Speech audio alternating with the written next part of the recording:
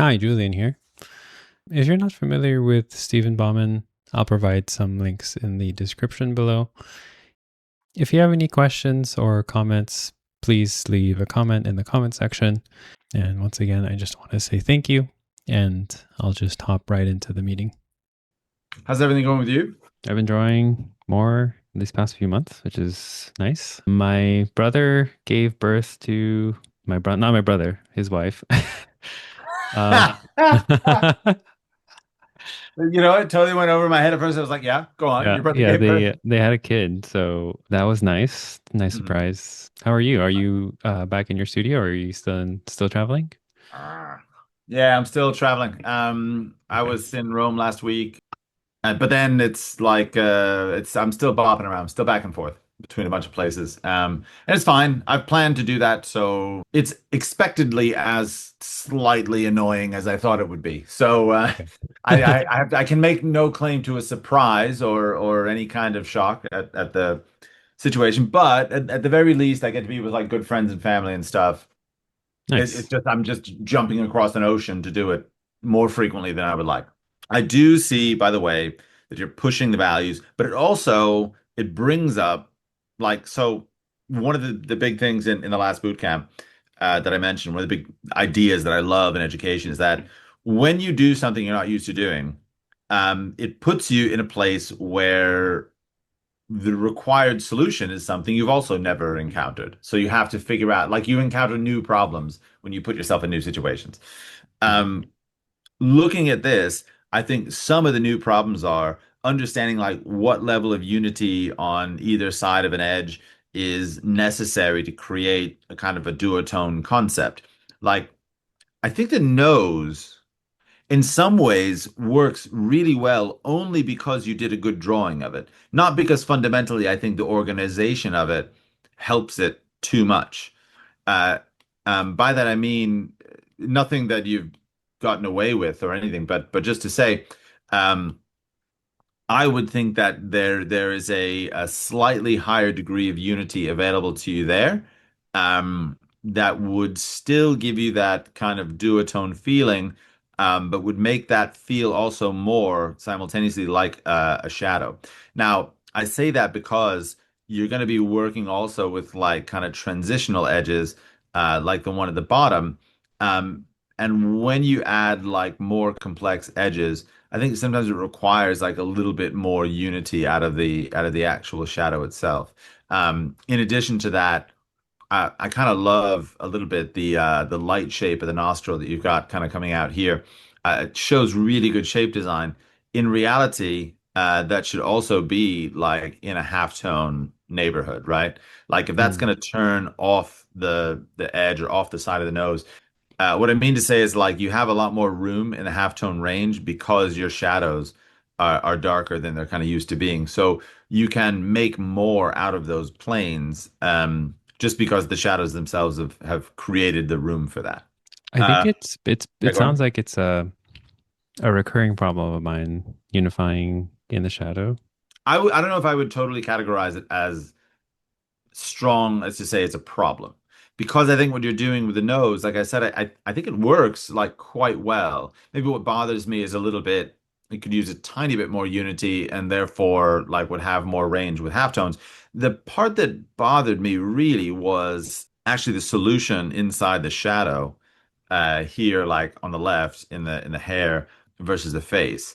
Now, looking at this like source photograph objectively, I would say that you've done obviously quite a good job in choosing to treat those two different values as you have. For me, at this stage of the drawing, I like to have a little bit more unity on both sides of that equation, meaning that I would get a stronger duotone effect, if the hair was slightly more unified, as well as the shadow of the face being slightly more unified, meaning like there's less sort of static in each of those, and so they can kind of stand out from each other slightly more clearly. So maybe something like that Mhm. instead, where you can see a little bit that sort of ear and neck shape kind of popping out, and like the shadow or the darkness of the hair below the ear. it's probably even more of a kind of case in point that there's so much like kind of light in that uh, that it doesn't really silhouette the neck and the side of the jaw. Now it does. You kind of add a bit extra to it. I see. But I do like that it's you have like so much more of like an adventurous shape design inside the halftones. Like ultimately it's when you use the W word, ultimately it's kind of wrong, meaning that they're kind of harsh in some awkward places. But I don't think you get to the good design without going through like an over design phase, you know? And I think maybe that's where it's at right now is a little bit of a like the edges that you're kind of pulling up on in areas like this and this are a bit harsh, a bit intense. But I also like kind of see the source, like where they're coming from.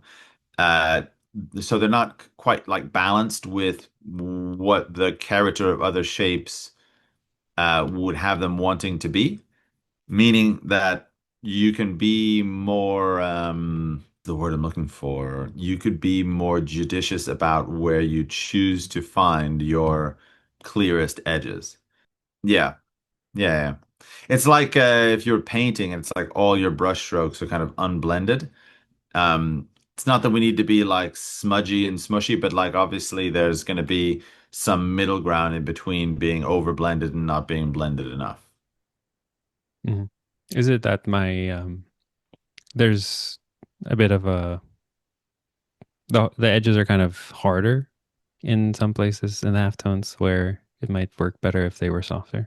Exactly. Yeah, that's exactly it. Um, and just kind of getting used to like what that kind of turning edge kind of feels like. There's so many different ways to do it.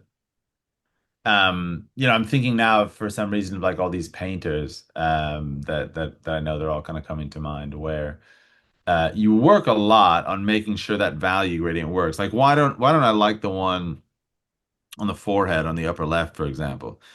It's because there's like this extra little patch of dark. So it goes light, dark, light, dark on the very apex of the kind of not the apex of the forehead, the top left of the forehead, right? And that's because you're kind of putting in more value, but it's not, the gradation doesn't work because it goes kind of dark, light, instead of, grading from lighter to darker.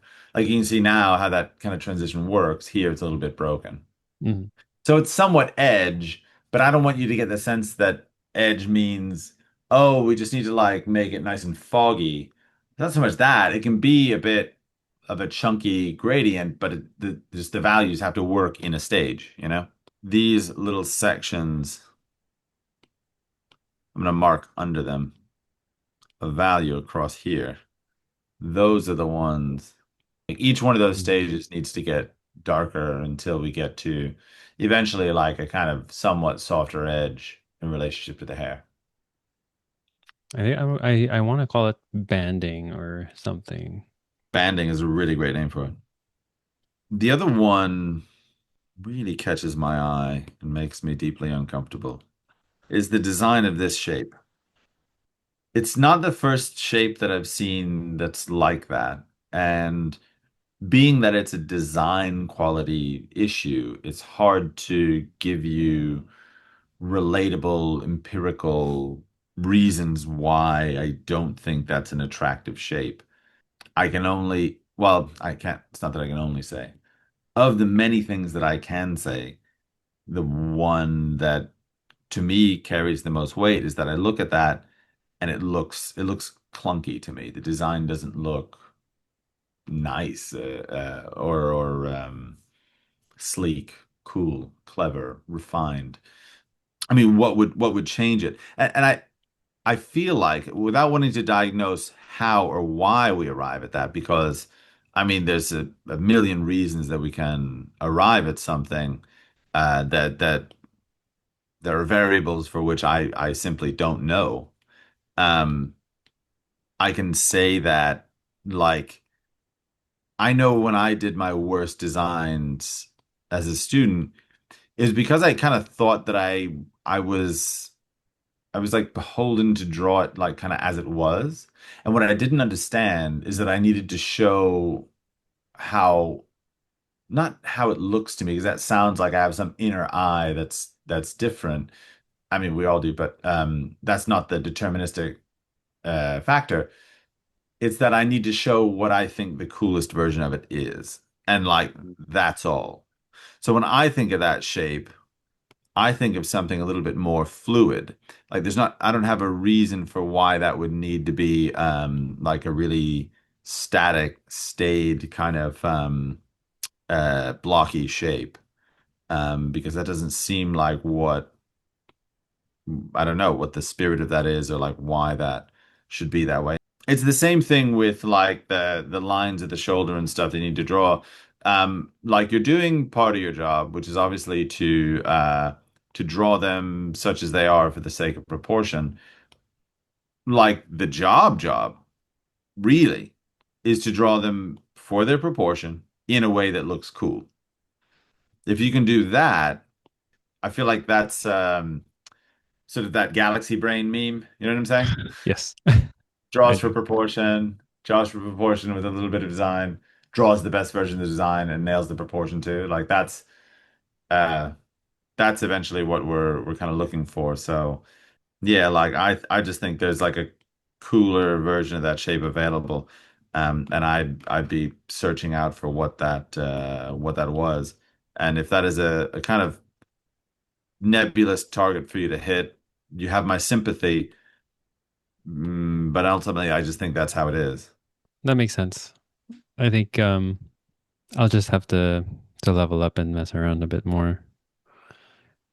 I guess I don't really ask those kinds of questions to myself Hmm. about design. Like I remember, I think you hit the nail on the head. I think you said that that design was probably for helping nail in the proportions. And I think that's very true.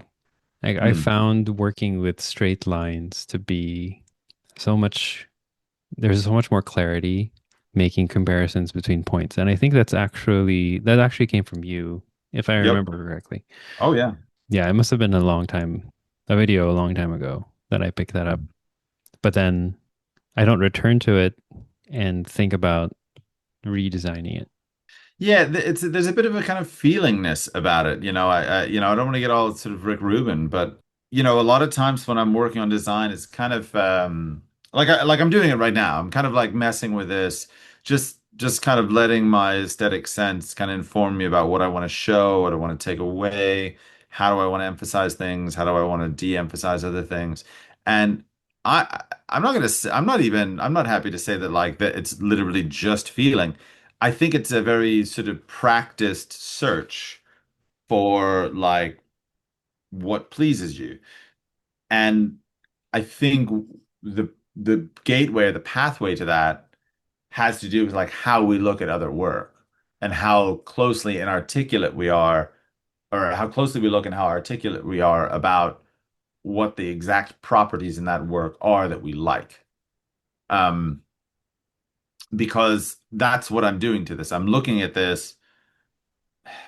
I mean, it's not a psychological game, but I'm looking at this as in a way as though it's somebody else's work, and I'm just curating or adding to.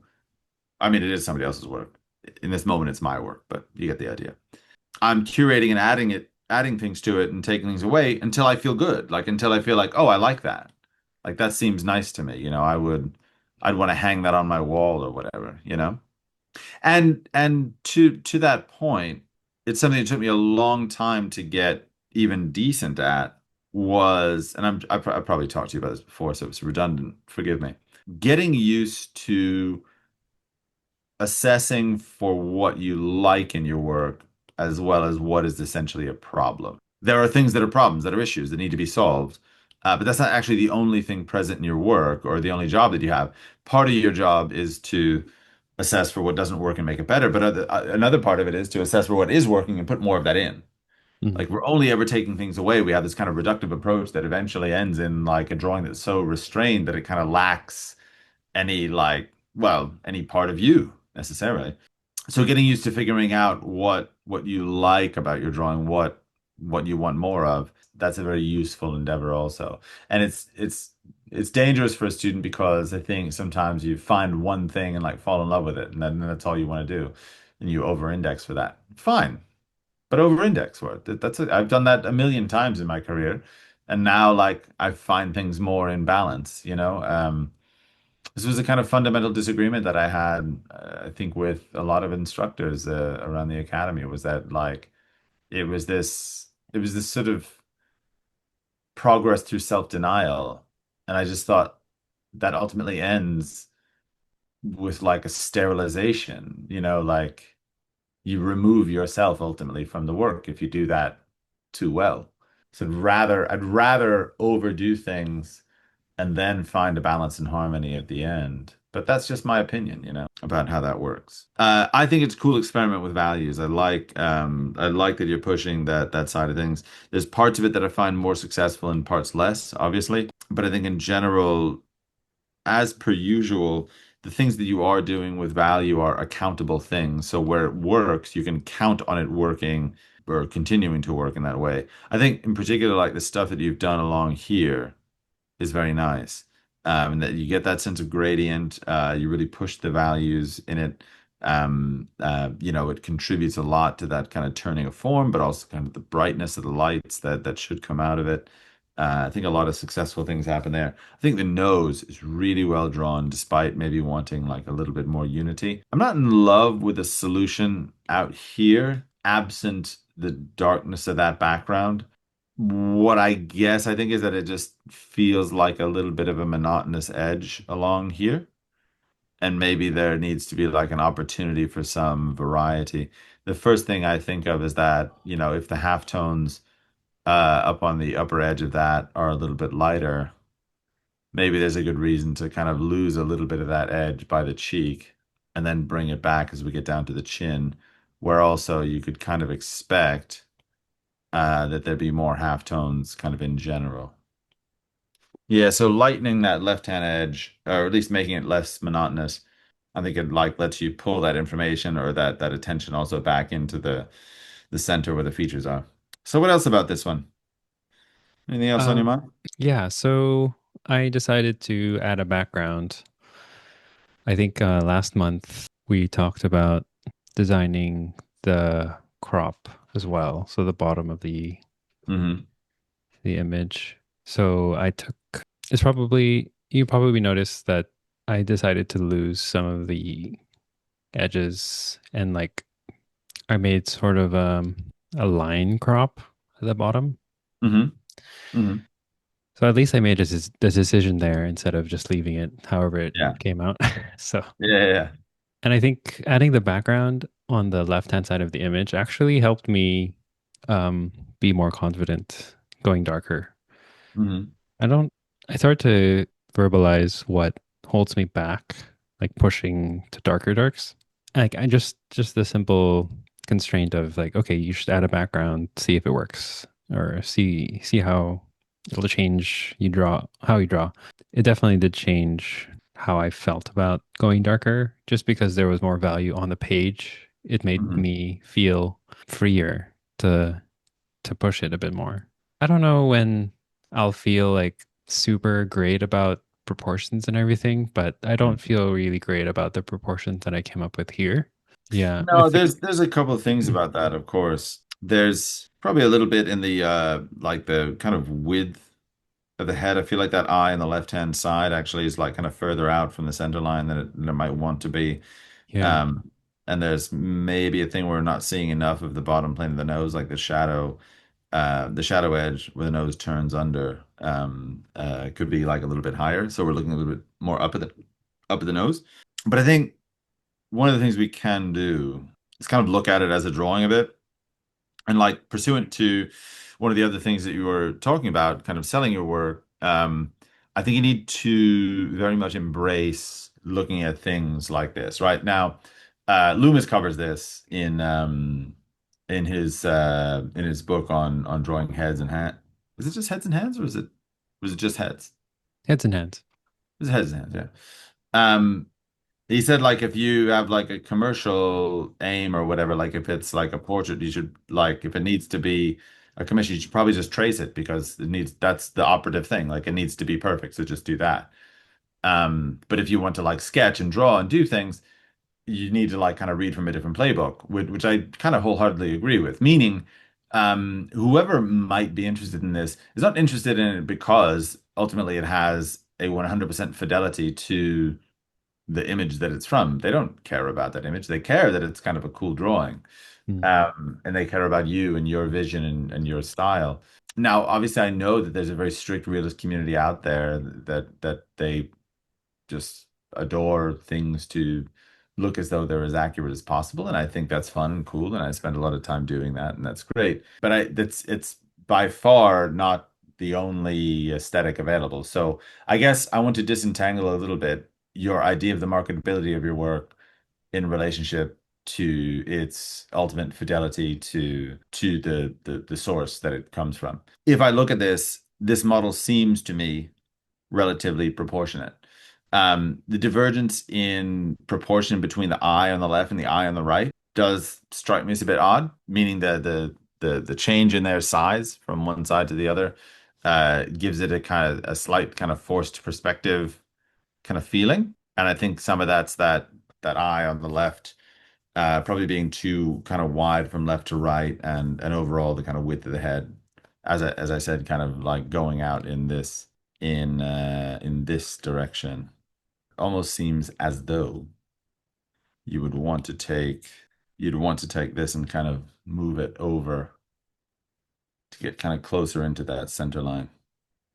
Now, do I feel like that makes it a more marketable drawing? No, not really. Like I think it was okay before, but it makes it more accurate. I think it's just, I think for one, I agree with you that hyperrealism or tending to that direction isn't always the end goal for everybody. And I don't think it is mine either. But to go back to what you said about what about artworks makes you as an artist excited, or what do you like about them? Hmm. I think, at least for my work, having it be a bit more accurate or getting the resemblance to like to an acceptable standard is Hmm. um is what I like about a lot of artwork as well. Hmm. Hmm. Yeah, so I think I'll say I appreciate your reminding me that there are probably other things that I could work on that would make it a more marketable drawing. I think I'll just try to work on all of it at once. Yeah. Well, yeah, Yeah. I think that some of the issues that you're talking about here eventually come from like kind of head structure and block-in. Mhm. Um, but it would be reductive maybe to say that that's like the only avenue or thing like available to be improved by it. Yeah. Um, I constantly I have a back and forth with who's a student of mine, who's maybe a friend of mine as well. His rather not short-sighted, but what there's got to be a better word for not when someone is short-sighted, meaning that they can't see the future, is that like they are making assumptions based on like a limited understanding. Like a student thinks drawing is this. And even a very clever student who hasn't been over the crest of the hill and done that thing can't see past it. Like this is because I deride a little bit the idea that the student's focus early on should be entirely on accuracy until accuracy is achieved, and then diverging from accuracy or diverging from that into other focused areas of study is allowed. I think it's a bullshit premise, and he doesn't think that and has many good arguments for it. But I think they're all student side arguments, and I think mine are better. Um, because I don't think even if you focus on the accuracy, necessarily the accuracy is going to come any faster. Yeah. Um, your drawings are going to be slower. You're going to make fewer of them, and they're going to be less fun to do. All of that is going to culminate in, I feel, a similar amount of progress to if you had simply drawn a lot without a lot of focus on accuracy, without an explicit focus on accuracy, right?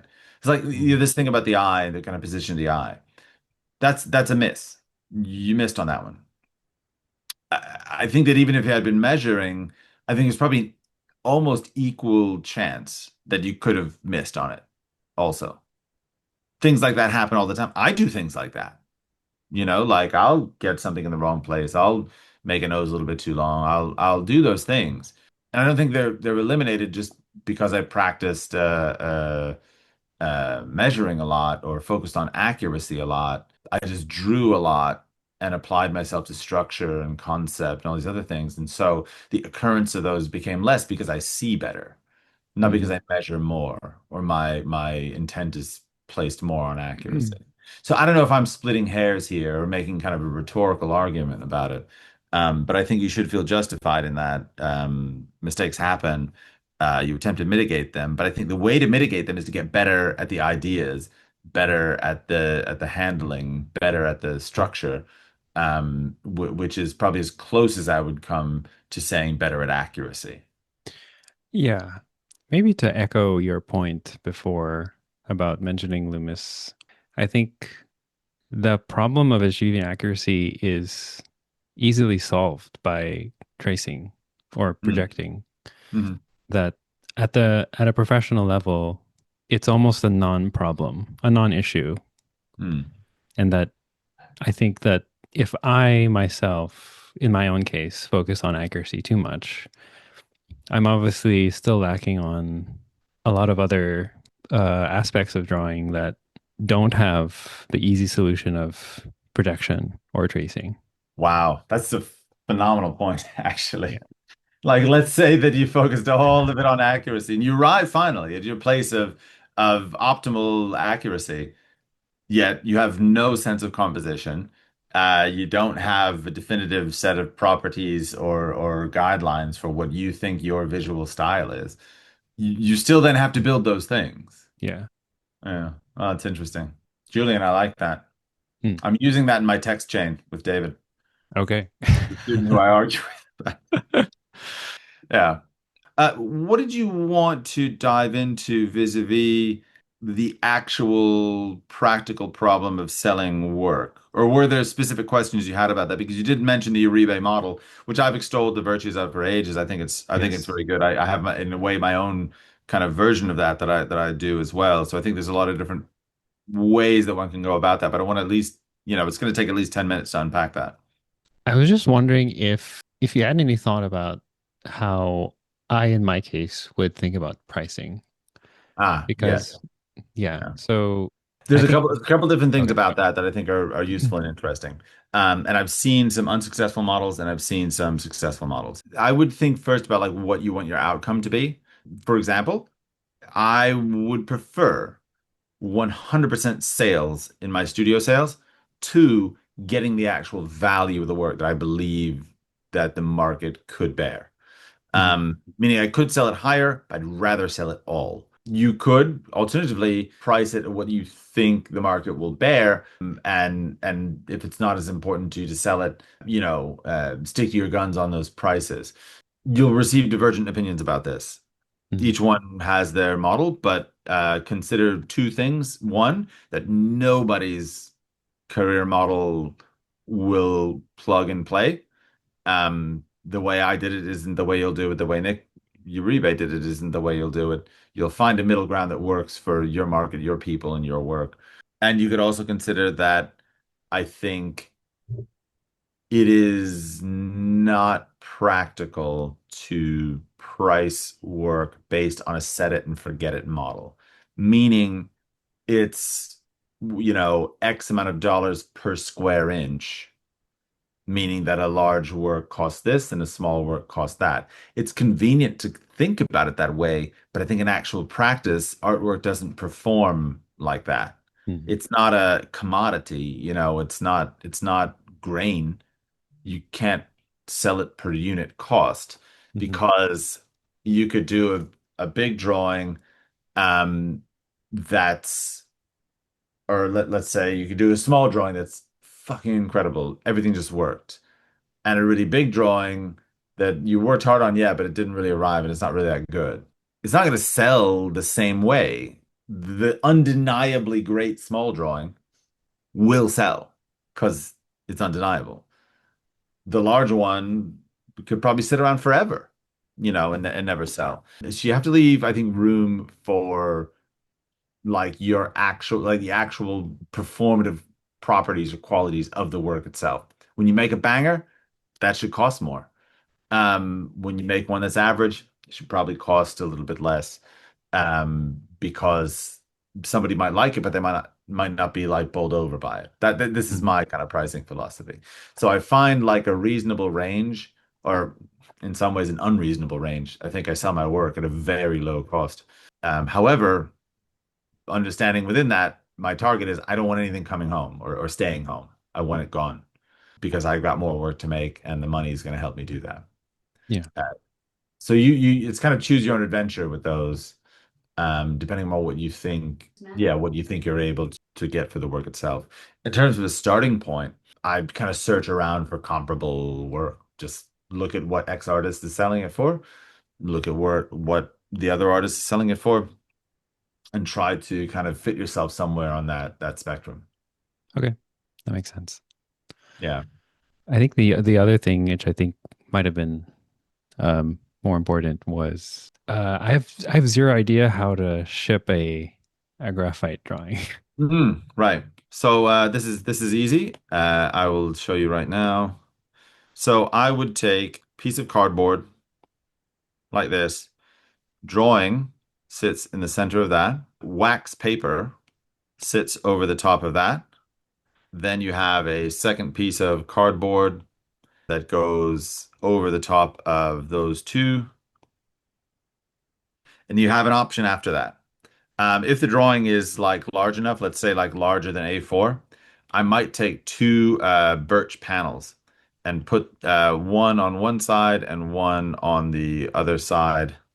You just say Um, birch. Birch as in the wood it's tree. like an eighth inch, it's Oh, like a 1/8 inch birch panel, like really, really thin paneling. And then I would wrap this. They make kind of industrial rolls of like plastic wrap. So you'd flip it around a few times in that. You can either put that into an envelope or wrap that in like craft paper or not, and just have a sticker on that, send it across the world via regular post. okay. Yeah, this is how I ship all my drawings. In fact, I've got some videos on on Instagram, actually, some Oh, reels okay. that feature exactly how I do it. I wonder if my Instagram will show up here. Look at this. Can you see it? Oh, yeah. Yeah, look Yeah. at this. Ha! Oh, I love your most recent ones. Oh, thank you. Yeah, Well, I this love this all of your been work, actually. I should just say that. that's But right. the most recent ones have been really striking to Yeah, there's been me. a lot of change about that. I think it's, because I went that path that was kind of figure out all the accuracy and then have to figure out composition. It worked out fine for me, but I don't think it needs to be like a 20-year curve. Like I think that Hmm. there's an easier way to do it. So actually, this is me. Aha, there you are. Yeah. That's You the don't have to do wax. all the flipping. Yeah, that's for flashiness, That's I pro guess. level, yeah. Yeah, and you can get like a lot of different like kind of packing boxes and stuff that make it easy. But you do got to think about like what's your ultimate like cart value and like how much can you spend to ship it. Like Mhm. part of the only reason I'm able to sell the work as I am is I'm not shipping it like DHL. Like that would add a cost to it that would mean I would have to put like a couple hundred extra dollars on every single order. Which I mean, maybe I could justify, but at the same time, every couple $100 makes it a little bit harder to sell. Yeah. And Yeah, I this do is you, me unpacking one of your rebays. oh, nice. I wonder if he uses this similar technique. Yeah, he uses foam core, I wax see. paper. Oh, the lasers. No lasers. Yeah, Nice. yeah, yeah, yeah. And he goes FedEx too, which is, cheers to him. And I mean, this drawing was maybe only like $300 or $400, or painting was $300 as well. So like, but it's like you're kind of shipping, your whole business model has to kind of match your like your pricing model. Because of like I remember there was one thing I sold a drawing to South Africa, somebody in South Africa, and I had to ship it there, and their post there was really shit, apparently. And it got like sent all the way back. So, and it was like a $250 drawing, and then I had to spend like $100 or something to send it DHL to get it actually delivered. So by the time I'm doing it, like I made $0 because I have to pay taxes on that sale. And so like you got to think a little bit about that. Like what's the cheapest way you can get that done to get the price down that you hand to the consumer. Because it does help. It does. I mean, it's easier for a person to say I can spend $250 than it is to say I can spend 500, Like Mhm. that little jump is just numbers on a sheet, but like that does matter to people a lot. Mhm. For Like sure. I wanted to put it like almost in the same way that my Patreon is, where it's like the value proposition is so disproportionate that it's like hard to say no to it. Like that's the Uribe thing, is when you see like a drawing of his go for $250, you're like, fuck me. Like that's how am I gonna say, like I don't have any value-based argument to make about that. So it's just a matter of whether I press the button or not. Yeah, so making it easy for people to say yes. And then like lubricating that pathway as well. Like don't make people click down to get to the cart. If you do like a one-click buy, or and even then, when they land on the page where they need to find the thing, don't make them find 10 things. Let them find just that one thing that takes them immediately there. Mhm. But it's always good to talk to you, Julian. And I think the work is banging. Listen, go past 4B. Okay. Get way past 4B. Okay. All right. All right. Will do, Stephen. Thank you so See you, much buddy. and have a good day.